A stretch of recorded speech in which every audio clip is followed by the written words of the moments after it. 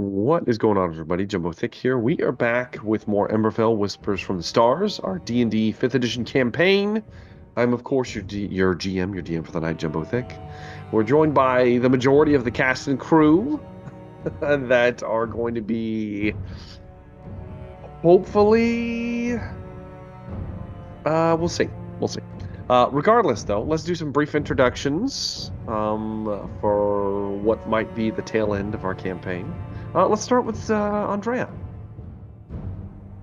Is that going to be the tail end, Anthony? Did you just lie to me? Yeah, so hoping to not die again. Zune, Bard, no longer a drow, now technically Dampier. Dampier. Indeed. Let's slide on down to Dan. Oh, hi everyone. Dan Decker here, playing Razire. He is the group's cleric, and Azimar. He's very, very handsome. Not as handsome as Rogar, but very handsome indeed. But yeah, if this is the first episode you're watching, you're gonna need to go back about 300 hours and catch up. Quite a bit. Quite a bit. Let's slide on over to the Doob, 209. Yo, I play Tristan, a elf time wizard. Elf time wizard. That's about it. Succinct, to the point. Moving on. Jumbo Smooth. Hello, everyone. I am Jumbo Smooth. I play Rogar, son of Amu. He's a large dragonborn barbarian. That's what I am. Yes. Beefcake as well. Beefcake, yes. Muscle Daddy. Muscle Daddy. Yeah. Thank you for putting that in. I mean, You're welcome. There's images I have. But anyway. But yes. Yes, he is a warrior for the north. We're currently kind of in his home area. We're actually a little bit further north. Trying to find my father, my long lost father. My father. You know, my father. Father. Did we confirm that Rogar's a direct descendant? I thought that was. Hey, I mean, I don't know. You know. Are you telling me? You tell me. You tell me. Oh, damn it. Shocking revelation. No, of course you are. Okay. Let's go ahead and let's jump into it then, since we've got a tight schedule to keep. So, last we left off, the crew has found themselves within the ancient city of Lay, and in so doing, has their ultimate goal being a object or location of prime interest to the closing and or preventing the merger of the realms, or not necessarily realms, but the space beyond time and understanding, as the very stars have become or are becoming right once again, allowing the great old ones to cross from their far realm to the material, as a new moon is being formed from the shattered remnants of old, and the very celestial patterns are reimagining themselves in the sky, causing all kinds of catastrophic events, including a very disturbing fog that has covered every coastline, every ocean, the shaking and earth tremors that you guys probably felt even on your way here, and of course the breakdown of reality itself, which you have experienced more than once thus far. But despite all of that, with hope, as Old Man Trist pointed out to you, being the location of some kind of possible prevention being within this very ancient city. Ironically, also seems to be a place where Rogar's pendant that he was given by the leader of his tribe has been pointing you towards, giving you a more anchored position on where it was at within this massive plateau. You made your way down through some hazardous terrain, chased by a ravening army of angry celestials burning with wrath and rage. Managed to sidestep some spiders, rode did some Tokyo drifting on some blind albino large penguins. As well, you came across what looks like this ancient, very bizarre city that is most definitely, as you have found corpses of, remnants of some kind of illithid incursion in the material. Looks incredibly old, as if these creatures may have lived here who knows how long ago. And despite the advanced age, you did come across some bodies of what look like almost like mummified corpses of both illithids and Githyanki warriors. One that you decided, well, Tristan Varel decided to strike up a deal with, where you ultimately brought them back to life, mostly due to the fact that time is not necessarily bound to the same rules it is in the normal realm here. And as you brought back the creature, it pointed you in the direction of its ultimate objective, which turned out to be a cache of magical goodies, as well as perhaps the spawning pools of the various illithid parasites they use to propagate their species, that now have apparently grown to aberrant gargantuan sizes, with no hosts to place them in, leading to a kind of like when you just leave one fish in a pond and it just keeps getting bigger and bigger. Regardless, though, after all that, you managed to push your way through the spawning pools and into the Scion's Gallery, where you found a caged beholder bound to a rod of some kind that Trist so kindly, after hit of his own free will, no badgering whatsoever, inserted the rod into his spine and has now become one with Yargul, the enslaved mind, his friend, his companion, and his new eyes, as it might so seem. As well, Rogar did some minor surgery to himself, placing in a psionic gem into his wrist that gave him telepathic capabilities. Also allowed him to use the Githyanki silvered blade that he had come across. But after you had gone through the gallery and you were moving in the direction of Rogar's pendant, ultimately the large, massive, monolithic conglomeration structure that was floating in the center of the city, you left the back entrance, giving you open space to look out and see your final destination. Unfortunately, it appears that someone else has beaten you to the steps.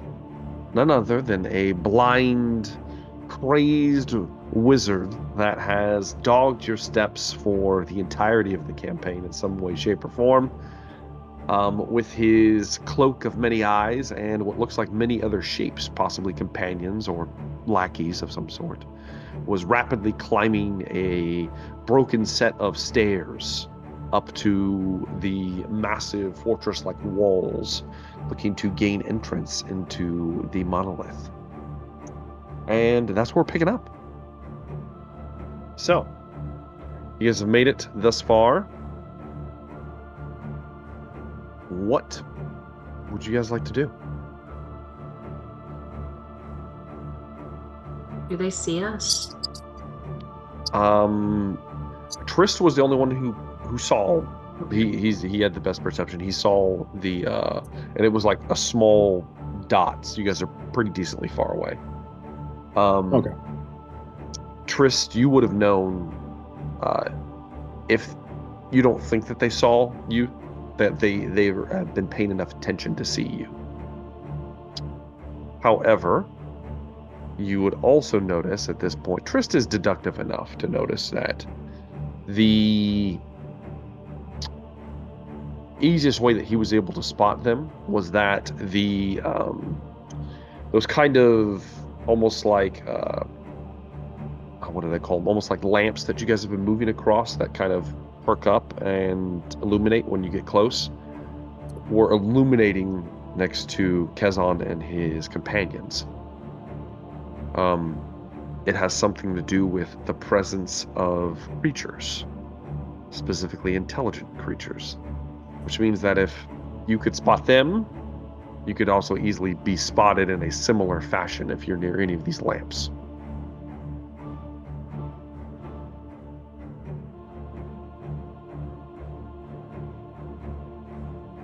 Can we like estimate like how?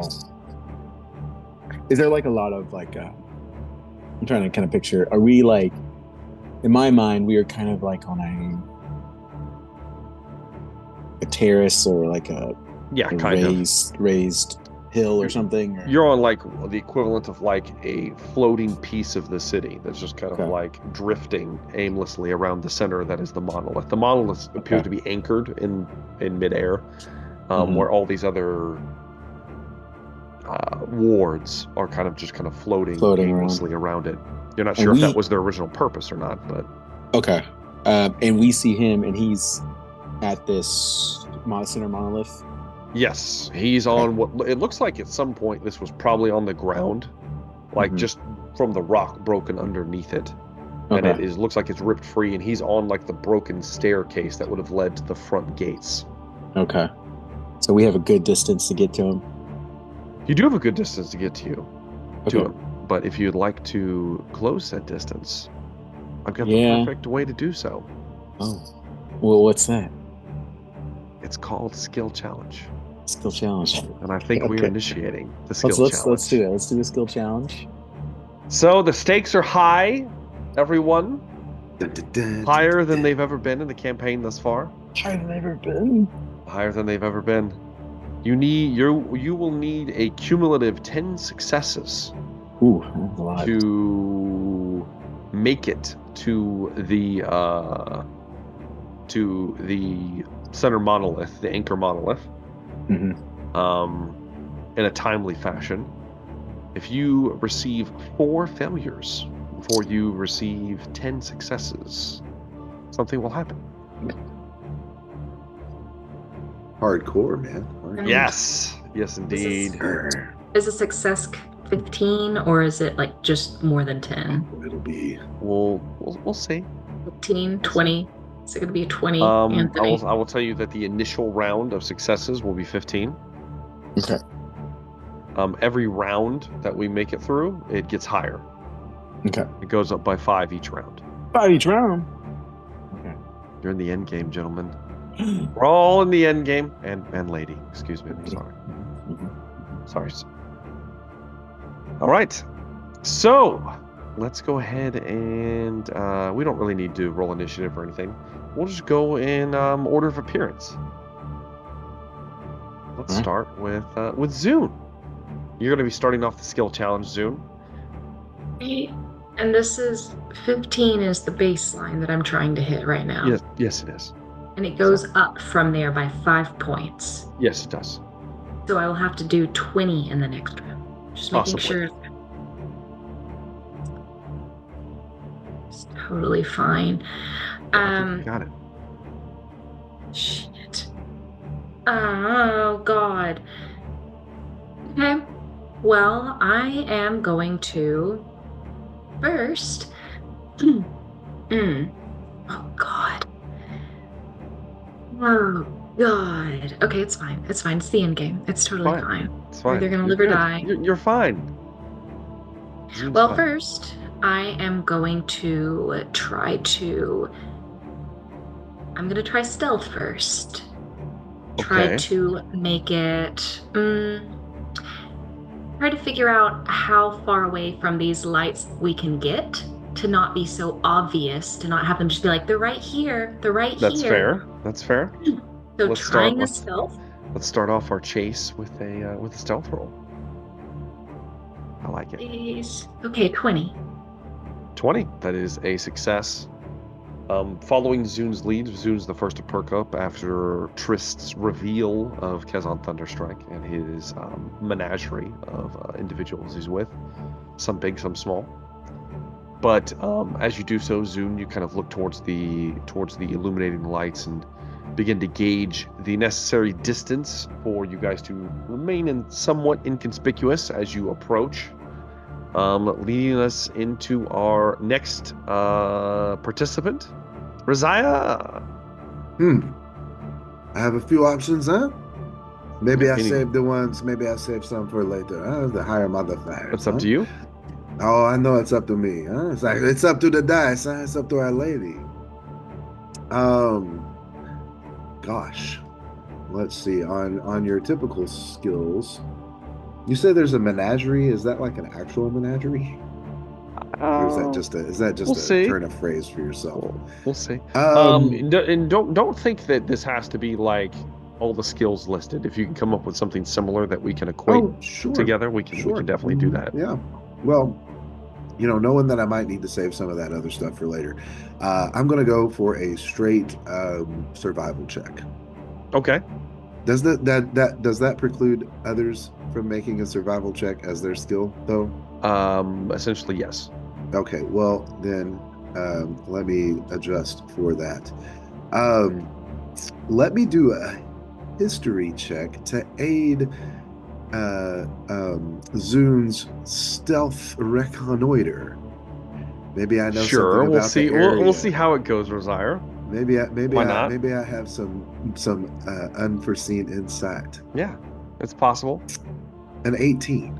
That is a success. I Rosire. provide additional information to Zune so that we don't get caught.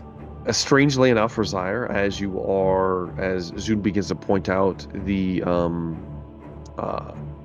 kind of a path for you guys to move forward with, as you're moving and you're trying to figure out how you're going to move to the next ward.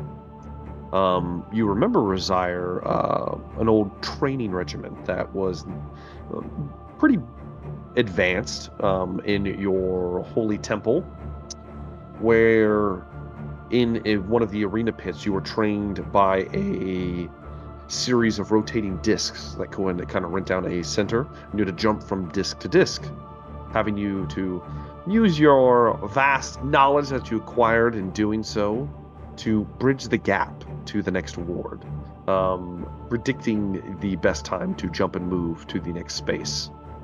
I'm giving you guys an easier means of egress in your jump to the next one. That will then bring I presume whatever the high five is, huh? That will bring us to Trist.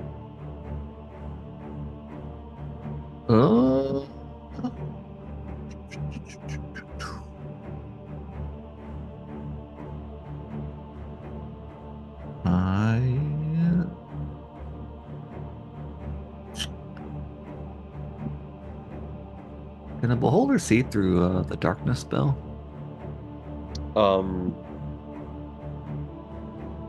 I don't think so. It doesn't have true sight. However, it could just open its central eye and the darkness would go away. That's counterproductive. I know it is.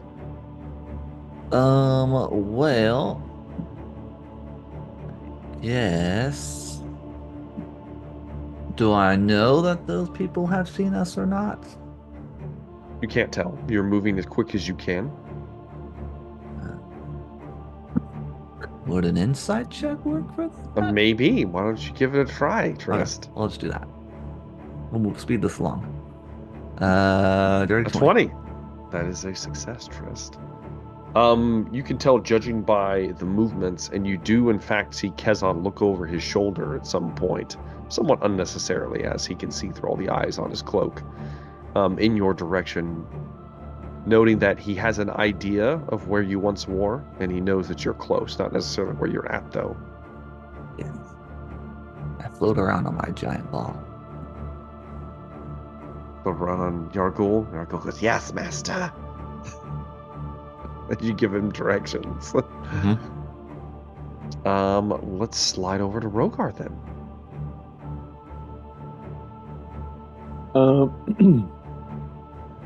I guess I will try to do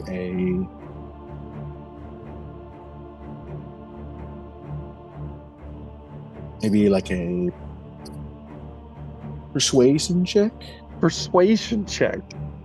You gotta explain this one to me. Well, yeah, I'd probably have a little bit of a pep talk of the group, Pep talk as you're running. As we're Yeah, running pep talk. We can do this. We've seen much together, my friends.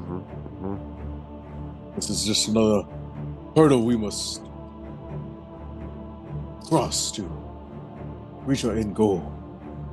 Yes, of course. I guess go ahead and make our persuasion check. I wouldn't want to be here with anyone else. And then uplift everybody. Yeah. Persuasion roll. Can I do it? See how it goes. Aha, natural 20, baby. Natural 20s count as 2 successes. Oh, 28. So that's definitely a success, and it will count as 2 successes. Rogar's uplifting voice. Exactly. They do. They feel quite inspired on that for sure. Yeah. I'll let you guys have a reroll in your bag for one reroll for the party. For the inspiration. All right. Let's slide over to Velree then. Velree. Rogar's going to be playing Velree tonight. He's double dipping. I'm playing Velree tonight. Yes. Let us. Ooh, she's good at a lot of things. She is. She's good at a lot of things. Man. Let's just try, because this is not her highest stat, which is surprising to me. But let's just try. Let's try some speed. She's booking it fast. Athletics, huh? Yeah. Go ahead and let's get an athletics test. See how we do. I'll roll as Rogar, and then I'll have to add it here. Let's see here. Beep, pop, boop. When I roll, it's a 6 plus 11, so plus 11. She's plus 11. Jesus, that's not her highest one either. She definitely successful on that one. Yeah. As Velree puts on a burst of speed and pushes a few things aside and takes you fully across another ward, you guys are almost to the central anchor monolith, closing rapidly on Kezan and his party. Is that 7 success levels? Am I counting? 4. I got 2. That's 6. 6. Okay. Yeah, 6. You guys need 4 more. Okay, 4 more. All right, that's the end of the first round. Going to Zune. Top of the second round, the new DC is 20 as things are starting to get a little hairy. I'm going to use deception. Deception? Yes. Okay. I'm going to have Trist send his owl to a different area to set off a light further away, a distance away in the wrong direction. Just to kind of throw them off, make them not quite sure where we might be. Throw them off. Got it. All right, let's see what you got soon. With your plus 17. Jeez. My God. I don't want to waste it, You got it. Did I make it? Okay, I'm going to say you made it. As Trist is given direction, I'm assuming he follows at least somewhat. He's like, whatever. No.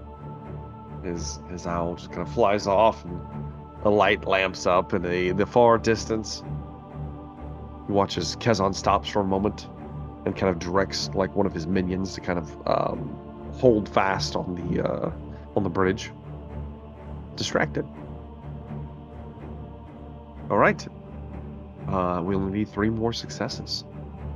Jumping down to Razaya. All right. So for Razire now, what are we going to do? Someone already did persuasion, didn't they? They did. Let's see. Okay, now I will go for survival. There okay. Let's see what you got, Razire. Trying to pit your survival skills. 16. That's unfortunately not going to be enough. That's not enough yet, is it? Am I allowed to give Bardic Inspiration? No? Is that cheesing too much? I will allow it. Thank you. What am I rolling? A D10? A D12. D12. Please roll a D12. I will roll a D12. You have to get a... Well, you just have to get above a 4. I got a 4. Oh, right that's on the perfect. money. Yeah. Right on the money. High five Zune again. I Oh. think we are inventing something pretty cool. As Razire gives you, or Zune gives you a short burst, Razire, as you are trying to use some of the more hazardous skills you've picked up in recent times, as you are moving at a much more rapid. Rogar. Yes, a much more rapid pace now. The stealth mostly kind of set to the side. Still trying to gauge your distances from the lights as much as possible, but through Razire's survival wits, you are able to close the distance even further and outmaneuver what looks like or shimmering pockets of something that you guys passed by that if you would have failed, somebody would have had to deal with. So let's slide on over to Tristan Varel. Is it still in the skill challenge? This is still a skill challenge. All right. I'm going to do some investigative work. Let's see what you got, traps. Trist. Your investigation, Trist. Let's see how you do. You need a 20, Trist. Any traps or pitfalls? 25. 25. Success. Crushing it, I might add. As you move, Trist, beginning to pick out slow markings, and you notice that there is a strange device nearby. And as you kind of focus on it, and something about it seems familiar, and you've seen sketches of this thing before in Old Man Trist's abode. Some of his more occultic paraphernalia coming to mind. And as you rush over to it, moving to your companions, you begin to manipulate the device, and it looks like this massive gun and like a cannon in some way, strangely shaped and weird runes and things upon it. But as you begin to look it over and to press a few of the buttons on it, it springs to life. And depending on our next roll will depend on what it does. Rogar, you are hopefully final roll. We'll see how this goes. Can I not? Are we not doing the same? We can't do any same skills as another party member. No, not the same skills. Has to be all different ones. Well, that's not as good for me. Well, has anyone done? It's not great. Can I do?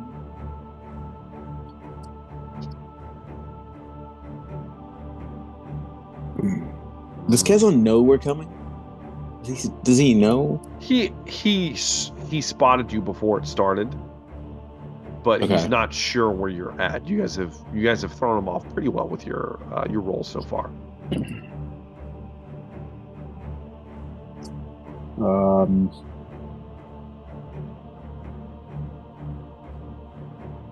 Can I do intimidation? Sure. Okay. Let's see what you got, Rogar.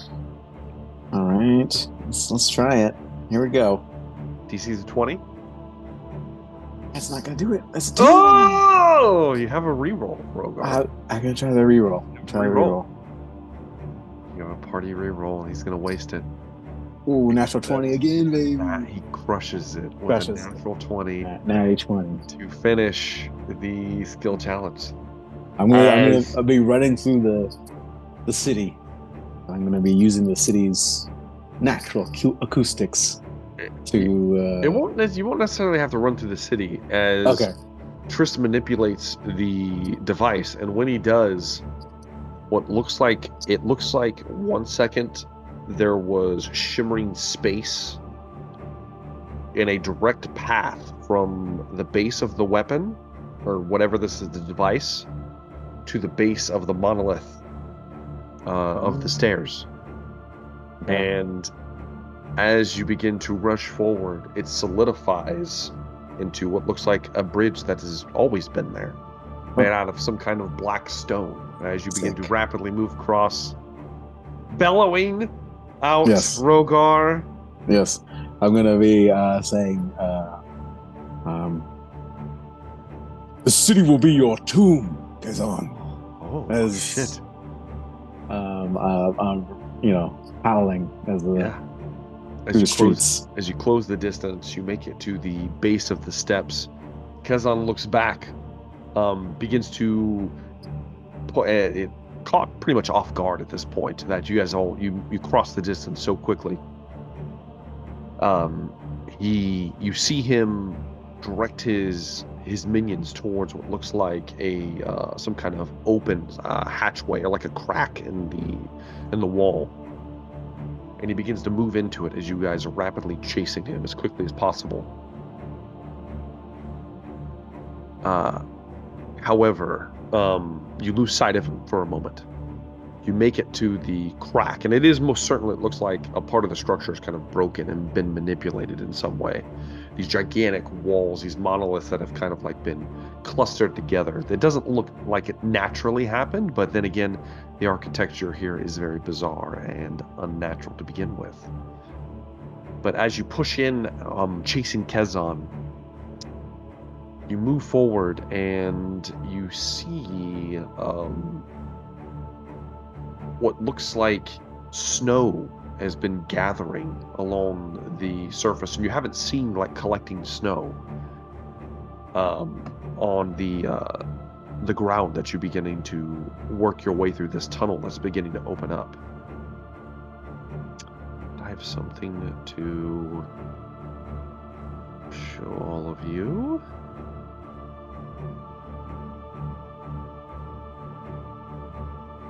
Alright, I just sent you guys an image in our group chat. As you push forward, you see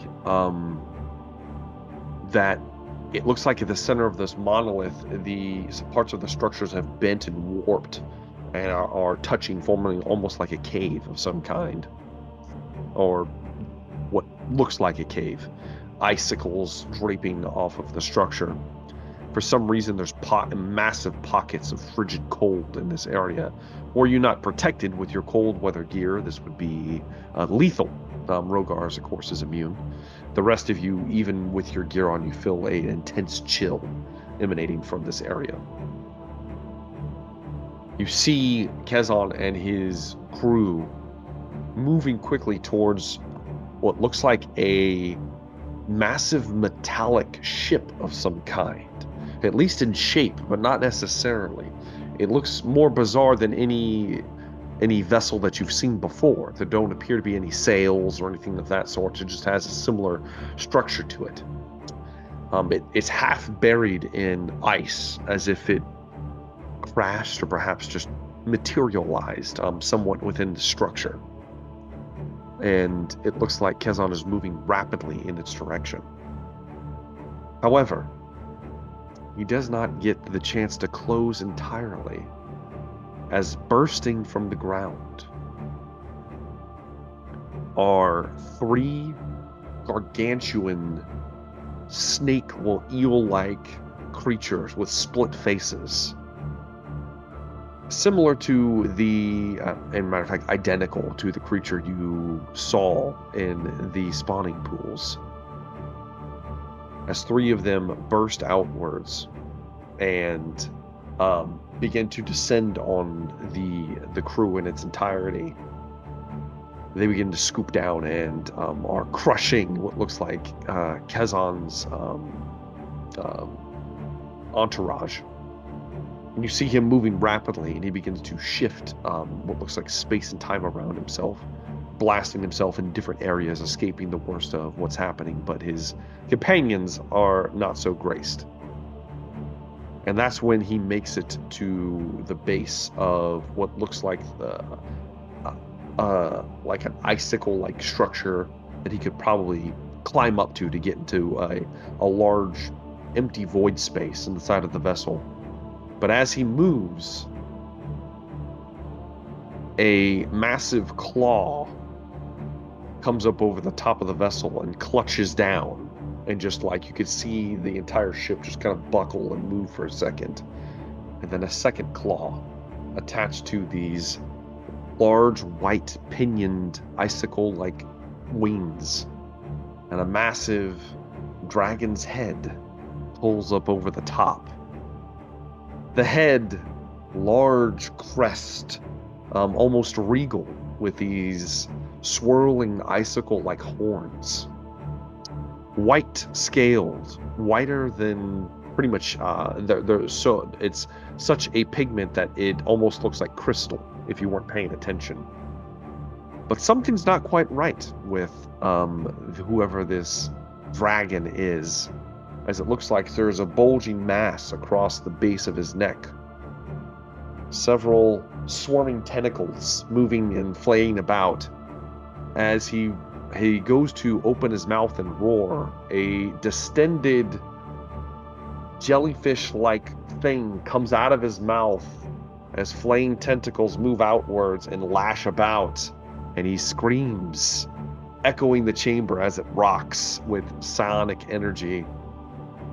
And Kezan stumbles back as one of the mighty claws slashes through Kezan as he splits in half and is just splattered across the ground, blood and viscera everywhere.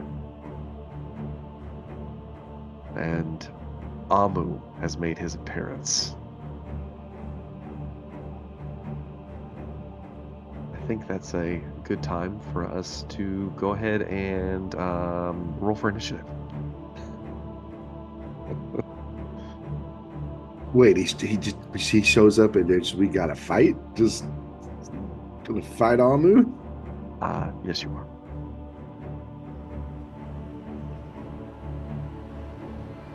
Yes, you are. I've never rolled negative for initiative, but this is a first for me. It is in fact possible to have a negative initiative. All right, we're all in. I rolled for Velree.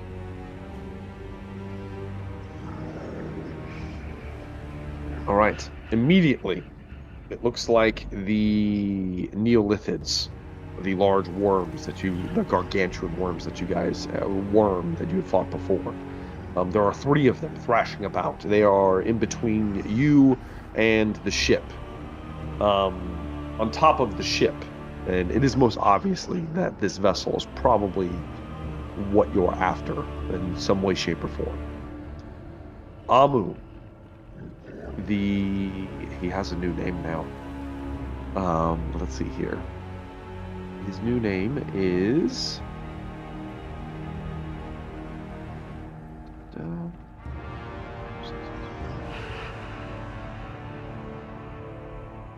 we go.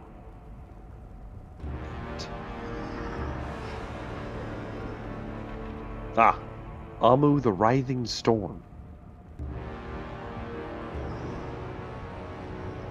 As he pulls himself up, and Rogar, you're taken aback. The sight of your father, possibly almost like a god to you, obviously corrupted in some foul way, and emanating this like wrongness that you've never experienced before. And first in initiative, we'll see how this goes. It's going to be Resigned.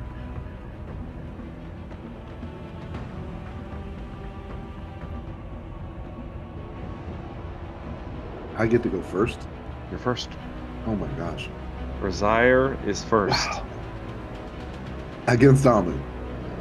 Amu is further back, although you can assume he's probably going to make his presence known, soonish. The gigantic Neolithids, the overgrown parasites. Yeah, they're coming this way. Well, they're currently smashing what's left of Kezan's entourage. Oh my gosh. As soon as they're done, they're probably going to immediately, as you've noticed, they seem to be drawn to intelligent creatures, and you will be the next intelligent creatures they're drawn to. Yeah, I'm gonna. That's great. I love the way that works. I love it. I do. Yeah. Boy, your boy's gonna need some help here. So, I'll tell you what. Does that get me? We're playing for keeps, y'all. We are. So what's going to happen? So what's going to happen is I'm bringing out Spirit Guardians. Okay. That is going to so concentration. So that is going to be my concentration for now. Yeah. Actually, wait though. It's actually going to be spiritual weapon. Spiritual weapon. Yeah. Okay. Yeah, you can do spiritual weapon instead. That way, and I don't have to cast it as high to get spiritual weapon, and that doesn't take any of my attention. Cool. No. And has a chance of actually hitting, because even with a 18 DC, throwing wisdom at a dragon is stupid. So, all right. So casting spiritual weapon as bonus action. All right. They're gonna take some. Gonna use that then to take a shot at one of the Illithids. Okay. Let's see what you got. That's a 13 to hit. What level are you casting it at? Oh, cast at that is at level 4. Level 4. Okay, so you 2d8. The 2d8 damage. Yeah. All right. It's 13 to hit. A 13 is going to miss. All right. Well, that was my bonus action. You do get as an action you can do a cantrip at this point. You can't do a leveled spell. Okay. All right, so let's see, cantrip. And something with some distance. Definitely going to need some distance. 60 feet enough? Sure. All right. So I'm going to cast Sacred Flame. All right. Have them make a Dex save. Yeah. Yes. These are the creatures that have a negative 18. They have a negative dexterity. Oh, so that's good. Yeah, they're going to fail. It's going to fail. 27. Dear Lord. Yeah. 27 points of damage with the Sacred Flame. Radiant. All right. Bad for these guys, isn't it? 27 points of... Nah, not necessarily, but they do... Not good. They do take the 27 points of damage. That is well above average for that. Yes, it is. Yeah, indeed it is. All right. I guess that's my action and my bonus action. I'll hold my other stuff in case I need it. All right. Desire holds, taking initiative. Trist, you're next. I would like to chain lightning these 3. Chain lightning? Oh, okay. Worm guys. Hit all 3 of them. Do point of note, Yargul goes after you, Trist? Yes. Just so you know. Yeah. Okay. Yeah. Chain lightning coming up. Chain lightning. Dex save once again. Yep. What is the DC? 19. Unless I roll a natural 20, they cannot make this DC. That's one fail. That is 2 fails. And that is 3 fails. Will be 46 lightning damage to the 3 of them. 46 lightning damage. Piling it on. All right, I like it. As Trist reaches out, opens up a rift in time, and just so happens a massive, lightning bolt just spans out, and it arcs between the 3 Neolithids, arcing between them. They kind of screech and they kind of scream in this strange psionic way. And that could be it for Trist's turn. Yeah. Moves over to Yargul, the enslaved mind. Alright. So does I have to roll 3d10 for the 3 eye rays? Are you going to have him do his eye rays? Yeah. Alright. You're riding Yargul then. He rides in. Yeah, go ahead and roll the... So you roll a d10, and then that'll be whatever eye ray it's associated with. Alright. I will tell Yargul to cast a... Oh, please. Yargul, cast your Fear Ray! And he'll instead cast the Death Ray, because I rolled a 10. The Death Ray. What's the save? Dex save, 16. Dex save.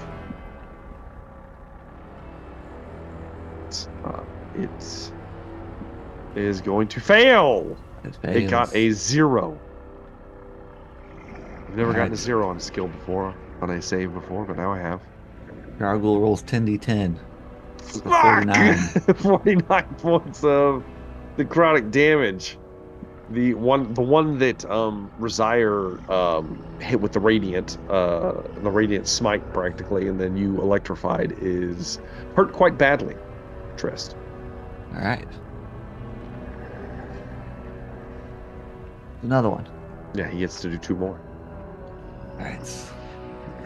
Gargoyle, hit him with your spear ray. And I rolled a 6, which is 1, 2, 3, 4, 5. A telekinetic ray. Telekinetic ray. A DC 16 strength save. Strength save. This one might not work. They're quite strong. But when you roll a 19 and it becomes a 27, you're going to pass. Oh, yeah. I don't think anything happens since it passed. Yeah. So you get 1 more. I'm like, no, Gargoyle, go back and do that death ray again. And instead, Gargoyle's going to hit him with the charm ray. The charm ray. A 16 wisdom save. Wisdom save. Okay. That's going to be a 23. All right, they're not charmed. Strangely enough, despite how they look, they're extremely intelligent and wise. Damn it, Gargoyle. I know. Or I should say just wise, not necessarily intelligent. Meanwhile, his eye is looking elsewhere, obviously. All right. Yes. Well, Maybe you it's can just looking have up it closed. Let's look. Yeah, I can have it closed. That works. Yeah. Then I can't see. Well, you can see all of his 8 other eyes, 9 other eyes, 10 eyes, whatever it was. All right. That'll be it for the enslaved mind. It is now time for the Writhing Storm. Amu pushes himself free of the vessel, moving towards, somehow drawn towards the other dragonoid in the room. As he pushes past, he flies well above the Neolithids. They don't pay him any mind. As he looks down at the group of you, he opens his mouth, and a line of what looks like that weird jellyfish sac comes out and then bursts, and a gust of tadpole brine is just descended upon all of you. And I need all of you to make a Constitution saving throw.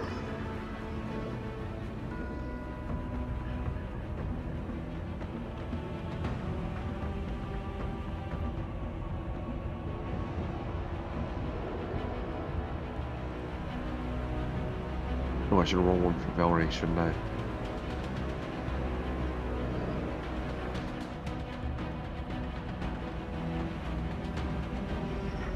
Oh, Velree. It's not good. She does have luck. Does she have any left?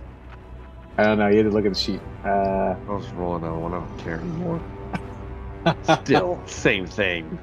Is it the same thing? 2 again? Yes. Oh, 3. 15. She's got a lot of luck. And she got 3 luckies. It's too late now. So it looks like we're gonna get let me see. The DC is alright. Trist, What's the DC? Zune, and Velree are going to fail. The DC Zune fails? 21 fails? Yeah, the DC is a 22. Fuck, Zune. Okay. So those of yay you for the critical. Those of you that fail are going to take 63 points of psychic damage. Fuck. Those of you that succeeded will take half. Or none. as a reaction? It has to be dexterity based. Yeah, it's very based. It GM. only says in this part of the description. GM, since I have my new psychic blade, I get resistance to psychic damage now. Yes, you can have that. Have So the half. Yeah, so you take So quarter. 63. Okay. Yeah. So let me do So Velree. I take 32, 31. 31. We'll do 31. All right, Velree took a hit. Those of you that failed. Well, actually, no, all of you. All of you are coated in what looks like these briny tadpoles, even though they psychically like backlash, affect some of you more than others. And you watch as, in horror, all of them begin to burrow into your flesh. Bursting through Rogar's scales, all of them digging into you and burrowing beneath the skin. And you are all currently infested with tadpoles. Oh, cool. All right. Oh no. Please. There are very specific ways to get rid of these, and if you don't get rid of them soon, you will not be around. Cool. Okay. Cool. That's it for Amu's turn. That's going to bring me to Zune. Zune, at the start of your turn, you take 22 points of psychic damage from the infesting tadpoles as they're ripping through your flesh. Not all. Oh no. Okay.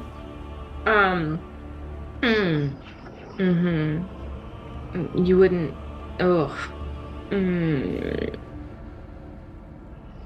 Rosier, are you planning on casting anything, metagaming here, to help us out of this predicament with your next round, or do I need to protect myself right now? The question has become: do we continue to offend or do we try to defend? Because I don't know what would get them off of us, honestly. But I'll do some studying. I am going to just do a thing. And we'll see what happens with it. God, that sucks. I will give you more information on the tadpoles in Trist's turn. Oh shit! It has to be. He will be the one that has the knowledge that will have to disseminate it.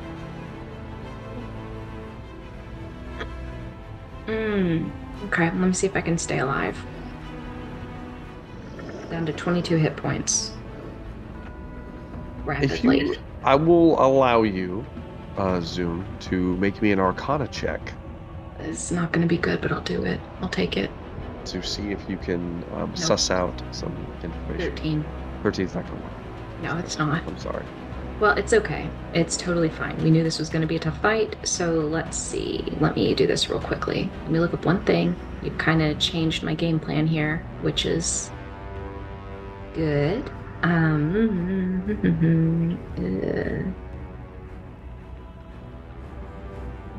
don't know if this is going to work, but I'm going to give it a shot. Okay. So, I don't want to waste it this way, but it's the only way I can think of.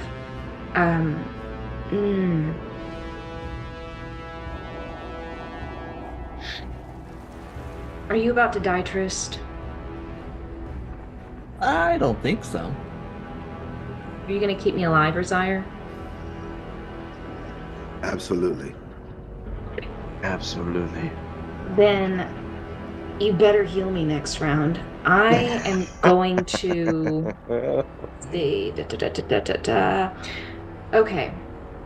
I am going to use my wish spell. And I am going to use it on our whole party. This is one of the things I can do with it to grant us all resistance to psychic damage. Yes, you can. You can definitely do that. We are all resistant now to psychic damage. All right. And that is using my wish spell. I'm down to 22 hit points. I'm about to become a little mind player. So if you could just not let me die, that would be fantastic. All right. I like it. Zune. Do I get immunity to psychic damage now? No. No, you do not. Okay. I had to try. That'd be cool. But you can't double your resistance. I'm sorry. You bastard. I'm going to throw some bardic inspiration onto, I guess, who's going to actually go into hand-to-hand combat next. It's probably going to be Rogar. Rogar and Velree are after you. I'm going to throw some bardic inspiration on Rogar. All right, Rogar. That's my turn. That is the end of your turn.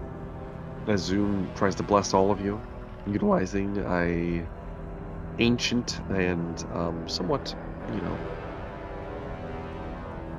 what would you call this? I don't know, like an old tale song of some kind.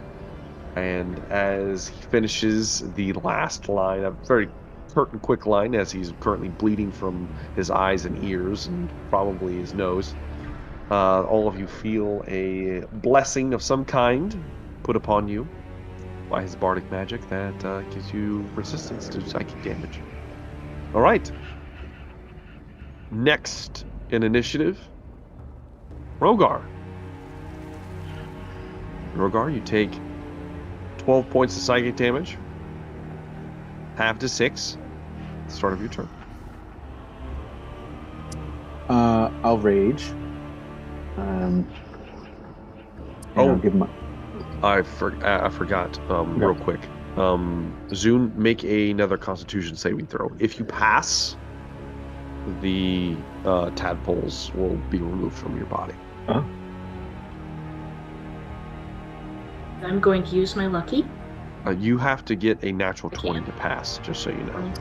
Yeah, I know. Yeah. I'm just going to try it because I kind of like the self-confidence. Okay. Nope. Is this a situation where I'm about to take more damage? No. Okay. It's supposed to happen at the end of your turn. I just caught it as it was his turn was coming up. All right. Then let me mark a couple things off. Go ahead, Rogar. I'll rage. I'll give my bonus to Velree. And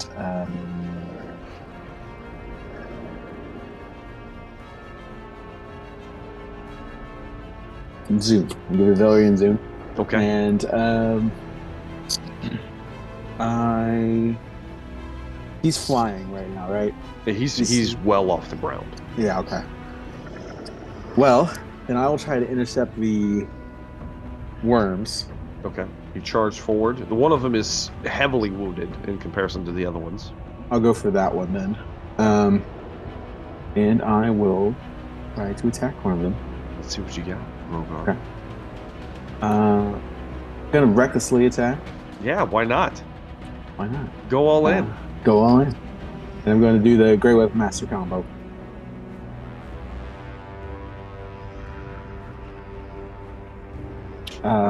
That's gonna hit. 33. Yeah. Or 20 something. 27. Yeah. 28. So that will be 17 damage plus 10 will be 27 plus another 4, which will be 31. 31 damage. Points of damage. Did you roll all the right damage for that? Yes. With the silvered greatsword? Yep, it's 2d6 plus 8. Okay. And then plus 4 for the rage, and then plus 10 for the Grey Weapon Master. I thought it did extra. Didn't it do psychic damage? Am I just imagining that? You're just imagining it. Okay. All right. It does have a special critical thing, but that only applies if... Oh, you're an astral... Yeah, if you can see the astral body of the creature. Yeah, continue. Okay. Going again. Same thing. That's going to hit, obviously. Yep. Ooh. Lowest roll I could roll. Ooh. 2 ones. So 24 damage. Yep. 24 damage.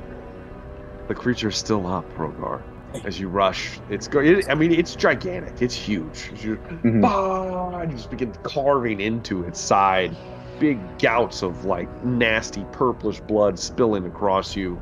And that's going to be the end of your turn, Rogar, as you feel the writhing parasites beneath your flesh. I will shout out, if you'll allow. Yes. In Draconic.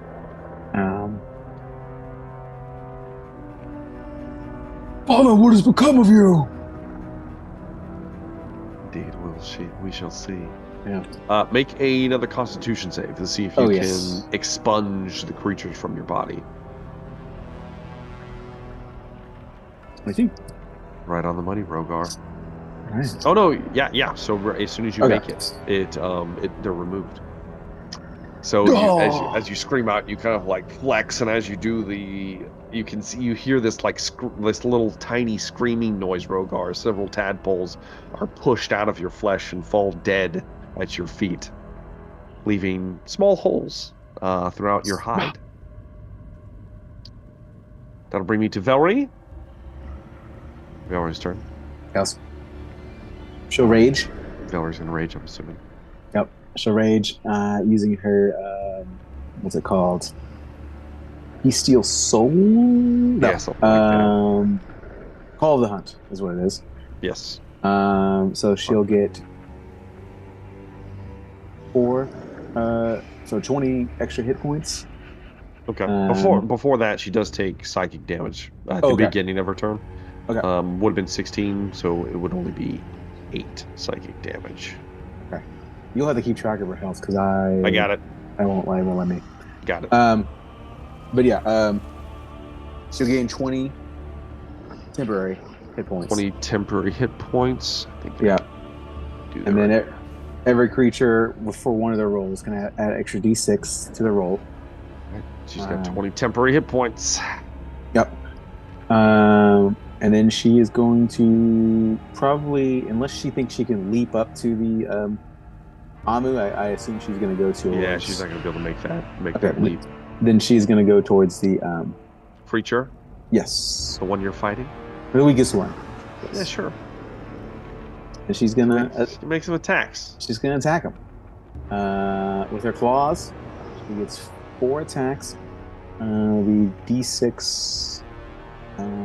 5 damage, 9, what's that, 2, 11. So she'll do 44 damage plus 46 if she hits. So she's got a hit. That's true. Let me roll them. Let's see here. Reckless, of course. Yes, you're right. Always reckless. I'm just gonna roll it on mine. I think we have the same. Let me see. I don't think so. She's got, let's see. She has a plus 11. Okay, I do have a weapons plus 11. I mean, I can just roll it. I'm right here. I'm looking. Okay, you can use roll it, or I'll go ahead. I'm rolling. First one's going to definitely hit. Oh. Plus 2. Let me look at their AC. Might be 16 if I remember correctly. It is a 16, so it's still a miss. All right, it's a miss. She misses one. It's the only way she could have missed. Just about. All right, third attack. Hits. And the fourth. Hits. So 3. 33 attacks. plus, 36. Yes.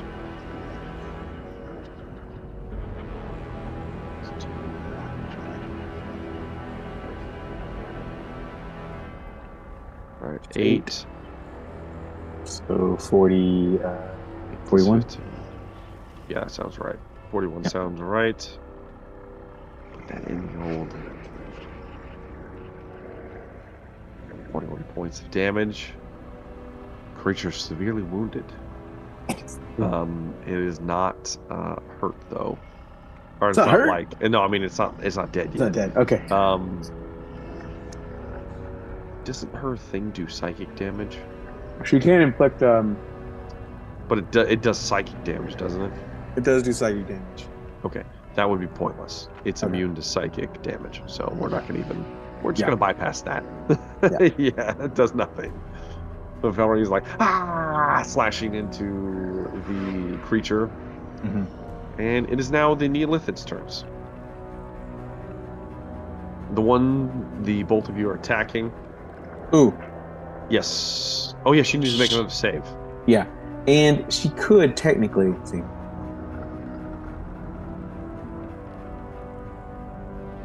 She can make it. She can make it. If it fails its roll, she can make it attack another creature. Oh yeah, you're right. Choice, yeah. If it's close enough to another. Yeah. Yeah. I think it's. Let me look at it. Let me look at what the save is.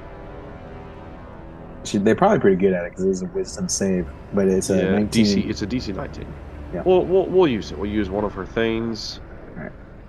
And it will have to make a save. A wisdom save. Mm-hmm.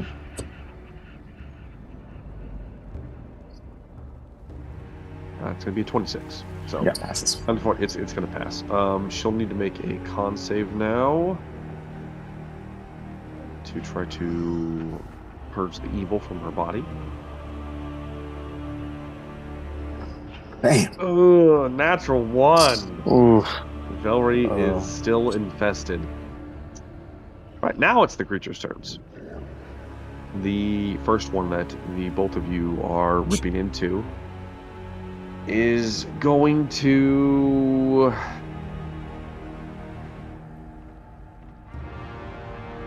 It's going to look towards Rogar. Because it doesn't like him. Nah, I mean, Velree's the one that just ripped it open. Yeah. It is going to try to grab Velree with its tentacles. It only gets the one attack, though. It sucks. It does have advantage. We roll.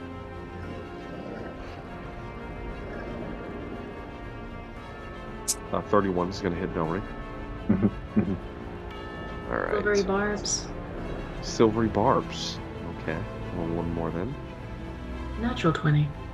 That's a 24. Still hits, but not as bad. I'm going to throw advantage over onto Trist. Okay.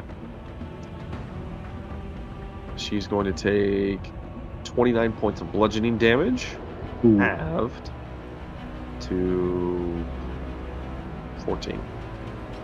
I think she has all those temporary hit points. And then she will take...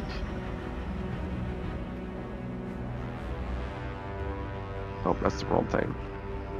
Yeah, that's way too much. Clear that. She'll take 5 points of psychic, reduced to 2. 2 points of psychic damage, since you guys are all resistant right now. Thank you for that zoom. And... Kill me, so don't worry about it. She has to make a strength saving throw. Don't talk like that. She has to make a strength save. She does have advantage right now because she's raging. Good thing she has advantage. As the tentacles come out of its mouth, as its head splits open in 4, they lash around Velree and pull her up into the air, and it looks like they were trying to suck her in. And she grabs a hold of the mouths and just kind of like, holding herself aloft. As she's technically restrained, but she is not swallowed yet. The next one is going to do the same thing to Rogar. Let's see if it hits Rogar. All right, looking for 19. I got a 27. Oh, good. 22 points of bludgeoning damage, reduced to 11. And 11 points of psychic damage, reduced to 5.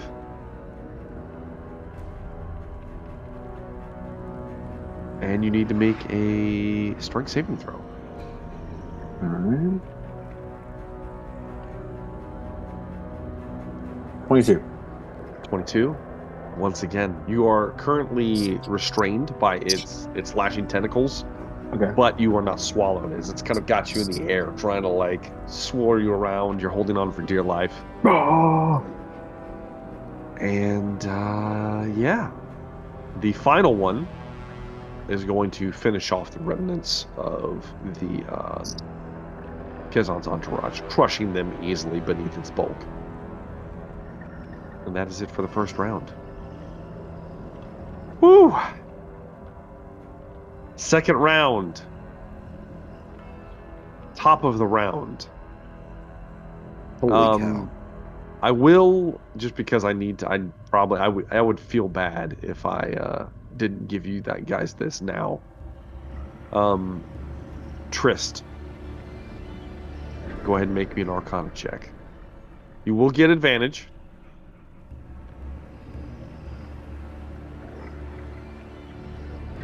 Mm, 20. 20 is probably good enough. You looked at the creatures before. You can tell that you're infested with these smaller ones. The ones that will, if they stay in your body, they will turn you into an illithid at some point. And you know that in the past, there are several ways to cure yourself of such afflictions. One of them is to cast magic that can remove curses. It can boil the creatures from your body. Or you do know that if you take a large amount of restorative healing magic, it will also purge your system of the tadpoles. Yes. Things I don't have. Yeah, other people in your party have it, though. That will All right. bring me to Resire. He's technically first. I wanted to give him the heads up, depending on what he wants to do with his turn.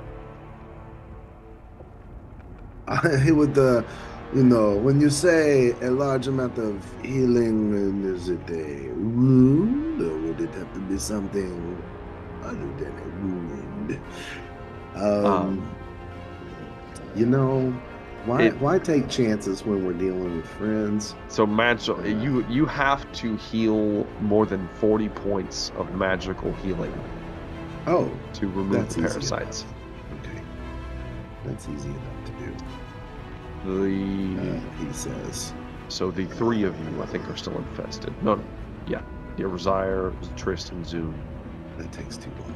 Which, by the way, you know what? I'm not taking any daggum chances with these fucking illithids. I will say, Resire, you do take 7 points of psychic damage. Would have been. We're going full ham, guys. I got nothing better than this. Let's do it. It's a big burn, but everybody's gonna feel better. Mass heal, baby. Level 9, 700 hit points. Everybody feels better. Level 9. That's where it comes in at. That mass heal doesn't cast it anything else. That's amazing. Everybody goes to full. But yeah, everybody is full. Nobody has any parasites. Yeah, you get to distribute 700 hit points, so you can just blanket pretty much everybody gets 100 hit points. Yeah, which will heal everybody. Everybody feels better. Resire, with something like that, you guys, you see, I have taken a look around the battlefield. I see my friends. These parasites that come crawling out of my friend Rogar. What is this? Why is his dad turned upon us? I can hear him crying, his laments. I can speak Draconic. I know what Rogar said to his father. This is too much for my heart, huh? What are we gonna do? So burst out from my chest, an aura, a brightness of healing. Everybody, and these little fucking things, they just. Yep, they'll purge out of everyone's bodies. Radiant like heat. How that thing crawled out of Chekhov's ear in Star Trek 2. Exactly. Yeah. Disturbing. All right. That is it. Going to be it for Zaire's turn. Everybody is healed and purged of their afflictions. Oh, and that was just my action. On bonus action, I'm going to use Spiritual Guardians to go take a freaking, we're going to whack some shit. Yeah, you can use your spiritual weapon. Give me an attack roll. Yeah, let me get back onto that because we ain't just standing around. Bonus action. Is one of those illithids still there? Yeah, one of the neolithids is very hurt. Yeah, he's about to be 21. That's gonna hit. That'll hit. That'll hit. That's a little weak. 5 points of radiant. You do damage. one more D8 because you cast it. I did get the thing, and I get the stuff. Yeah, I got the hit it with a melee. Yeah, so roll one more. Well, roll one more D8 for. Well, shit, it's only 6 points. 6 points of total. 4 points. Yeah, the D8s are like, bruh, we showed up last time. Yeah. 27. What do you? It did. You know, you heal Sometimes everybody you spin with a them all. burst of your divine essence, Rosire, and then your spiritual weapon slams down into the wounded creature, chipping away. That'll be it for Rosire's turn. That will bring me to the Tristan Burrell. All three of those things are still alive, right? Yes. One of them is on death's door, and the other two are... I mean, they're singed from you before, but they're still up. Yeah. Oh, alright, I'll singe him again. Let's see what you got, Trist. With the lightning. Chaining it. So assuming they fail, they take 48. I'm not going to even roll. They have a -2. Yeah. And your DC is a 19. Yeah. So they can't pass. they're all going to take 48 points of lightning damage. Shit. Hopefully that kills at least one of them. It does. The one that was trying to gulp Velree is fried completely. Massive electrical hole bursts through the side of it, while it arcs between the other two, who look hurt but not wounded by any means yet. That's the end of your normal turn, Trist. I believe it is Yargul's turn now. Yes. I need Yargul to cast more death rays. And instead, he doesn't. He casts the Sleeping Ray. The Sleeping Ray! Wisdom save. Wisdom save? We will make a wisdom save.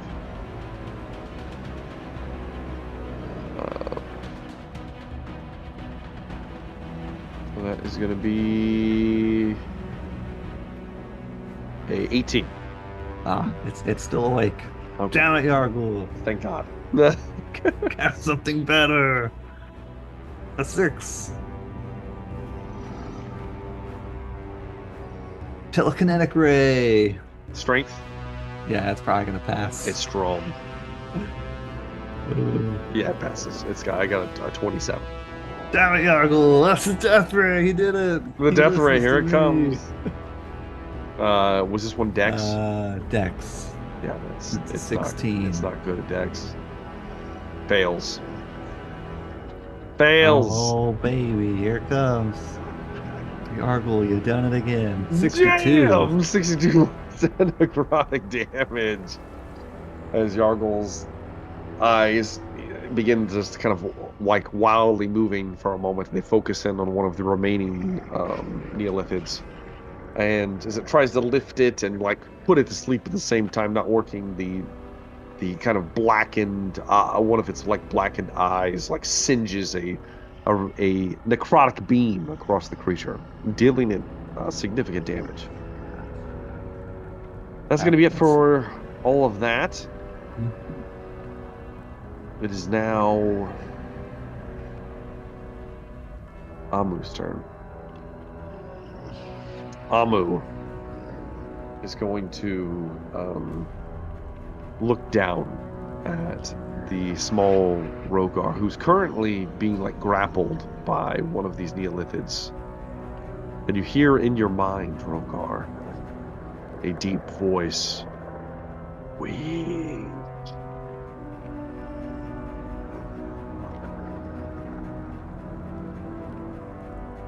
And he's going to swing down to an attack. Because I need to roll to see if he gets his tadpole brine breath back. He does not. So he's going to swing down. And he is going to... I mean, he's actually very intelligent right now. More intelligent than he would be if he was normal. He is going to swing down into the midst of Zune, Rosire, and Trist in the back. He drops down. What about me, Father? You are nothing to him right now. And he will make an attack with his bite against Trist. You're first up.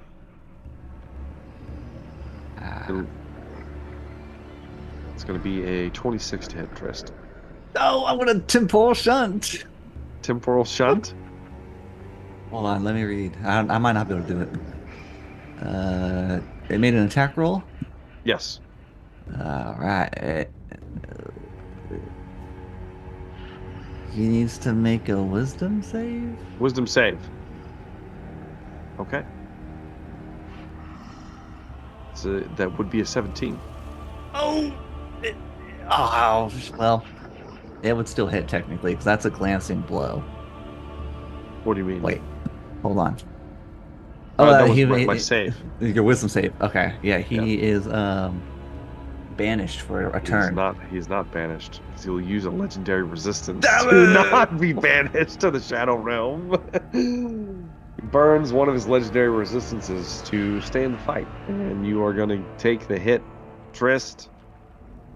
You're going to take 13 points of piercing damage and 5 points of psychic damage, reduced to 2 because you're currently resistant. As he bites you, it looks like 2 claw attacks are going to swing out towards Razire. I wonder if he can hit you. Well, I say that. 34 is going to hit Razire. Sorry. No. And the second one won't, though. With 21. That misses you, doesn't it? That does miss. Yeah. It misses. So you get hit with 1. Yeah, I do. It is not big damage, though, despite how big this creature is. It's only 13 points of slashing damage. Okay. Right. And as it's moving around, it gets to make a tentacle attack from its back. These tentacles burst out of the top, and they feel their way towards Zune. It's going to be a... How much damage was that attack? The one you took before? Yeah. 13. Zune, that is going to be a 19 to hit. I have armor class of 19, so that would be a glancing blow. Glancing blow. Glancing blow. That's good. That's good. You would have only taken 13 psychic damage, reduced to 6, but then reduced again because you're resistant to 3. You take 3 psychic damage. But I think... Yep, you are currently grappled. As it lifts you off the ground, and begins to wave you around above his back. Zune, is your turn. Okay. This is... Okay. Things could be worse. Thank you, Razire, for coming in clutch. Are we inside a room, or is this like an open space? This is very open space. Okay. It looks like, I should say, it looks like the monoliths have kind of like enclosed this space. It's like massive, like thousands of feet. Yeah, it's massive. Okay. Yeah. All right. Well, I am being grappled by this guy. Don't like it. Then I am going to use my mask. And we are going to play a game of cat and mouse. Okay. Mask of the Smiling One. I am going to... It's going to be kind of weird, but I would like to... Are the 3 illithids that are still... Well, the 2 illithids that are still alive. Yeah. Are they... I want to position myself to where I'm not right next to them. Maybe like 30 feet out, but where I can get them in a line. That's fair. That could be easily done. Yeah. Okay. Then I am going to play a game and shift. Shift yourself? Shift myself. Yeah. Not be grappled. I choose to not be grappled. Yeah, and it looks like there is a grappled Zune in its tentacle. That's actually just an illusion.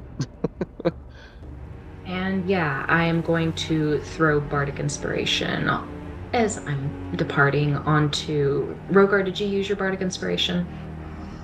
Do you still have it? I still I have think he still has it. Okay, Yeah. then I'm going to throw it onto Velree since she's trying to not be eaten. Okay. That's fair. Is that going to be it for your turn? Ooh, wait, you're right. That's not... I don't have to use a move to do that, do I? You said it just happens. Was it a bonus action to do it? Oh, if that's a bonus action, then I can't do the Bardic Inspiration. Yeah, you can't do the Bardic Inspiration then. Okay. But that was a bonus action, and it's not a spell, so you can actually, do a spell now.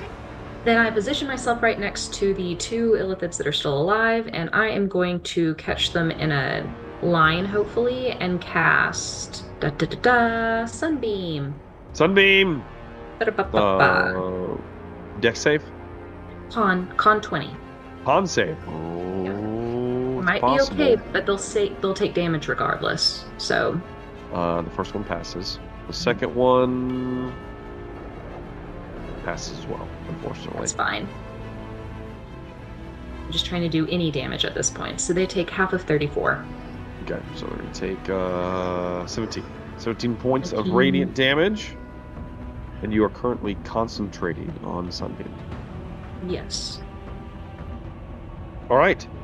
I will note, you notice it immediately, specifically because the creatures don't have eyes. But also you notice that Amu immediately, the tentacle that was grasping your image, immediately stops doing it, as if it can see through that somehow. So it is not fooled in any way.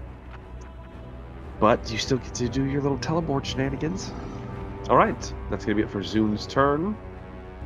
That will bring me to the son of Amu. So the creature that's holding me is dead. Or no, is it? Okay, the one that was holding Velree died. Velree died. Okay. Now I'm gonna attack it. So it's hurt real bad. Let's see what you got. Okay. Rolling advantage, my normal advantage thing. 28, 23. Yeah, that will hit. And that would be 15, 19, 29 points damage. 29 points of damage. Still up, Rogar. All right, here we go again. Still up. Ooh, natty 20. Natural 20. You're gonna have to roll all your bonus dice on this one. Are we doubling, or am I rolling the different dice? Well, you got to do your what's my it called? brutal strike. brutal strike dice and all that too. Yeah, that's true. Just roll all that, and then we'll double it. Is what we've been doing. Okay, let's see. Flat roll. Flat roll for that would be 14 plus 10, 24, and then therefore 28. 28 plus. Yeah, I'm about to say I think you have 3. Okay, you got 3 additional, so 3, 6. Yeah. Plus another 14. Jeez. So that'd be what's that? 28. Yeah, 28 plus another 14. 42? Yeah, 42. Oof. 42 points of damage. It's Rogar with a bellow and a scream. You just begin to hack away, and you hack off the top of this creature's head. And one blow, you fall to the ground with it, landing on your feet, enraged, and it is dead. There's still one left standing, Rogar. Since I did score a crit, I get extra attack. You do. You can attack it with your bonus action. I shall do so.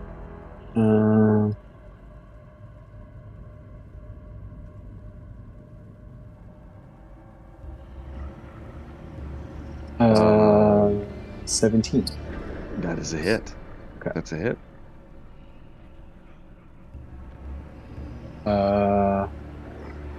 So 17 again. So 17, 4, 21, 31 points damage. Yeah, 31 points of slashing damage.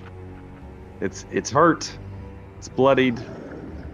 As Rogar kills one and then begins to lay into the next one. That'll bring us to Velree, who's on her feet. She will... I guess she'll try to slay the remaining Neolithics. Is the closest thing. I mean, it sounds about right for her. Yeah. All right. She will attack at advantage. That is going to hit. Ooh, can I add extra d6 to that roll because of Velree's thing? Yeah. It's dead, but sure. Oh, no, to that last one. Yeah. 2. That 2. Okay. 2 damage to that. And... how many did I roll so far? 2. 2 so far. Yeah. Okay, so 2 more. These are all hitting.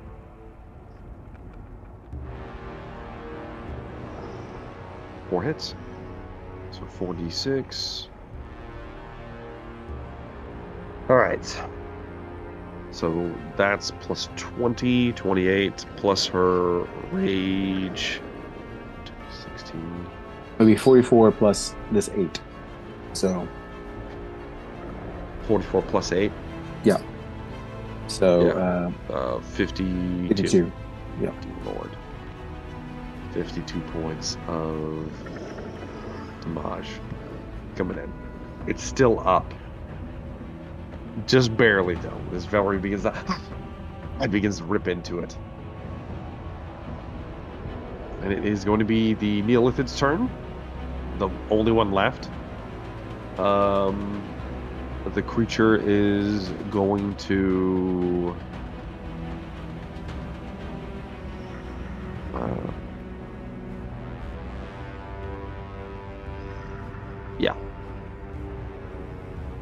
It's going to look towards